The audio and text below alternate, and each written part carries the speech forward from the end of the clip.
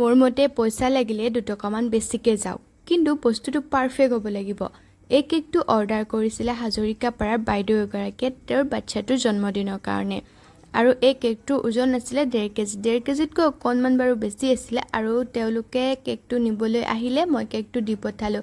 কেকটো মানে তেওঁলোকে ডিজাইনটো মোক দি দিছিলে মটু পটলুৰ, চ' ছেম ডিজাইনত মই তেওঁলোকক কেকটো বনাই পঠালোঁ। আৰু মই যিটো কাম বেছি কৰি ভাল পাওঁ, মানে মোৰ ইণ্টাৰেষ্ট থাকে সেই কামটোত বেছি।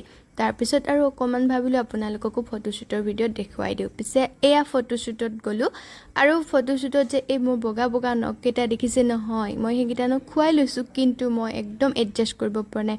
মই ভাবোঁ দীঘল নখৰ যে বাইদেউসকলে বা ভণ্টিসকলে কেনেকৈ এডজাষ্ট কৰে দীঘল নখৰ লগত, তেওঁলোকেহে জানিব। মই মানে এডজাষ্ট কৰিব নোৱাৰোঁ দীঘল নখ, একদম বহুত জ্বালা পাই আছোঁ দিনটো। আৰু যেতিয়া গধূলি কিবা খাওঁ খাওঁ লাগে বা কিবা বজাৰ কৰিবলগীয়া হয়, আমাৰ এখেত আছে নহয়, এখেতক ফোন কৰি দিলে এখেতে লৈ আহে সকলোবোৰ।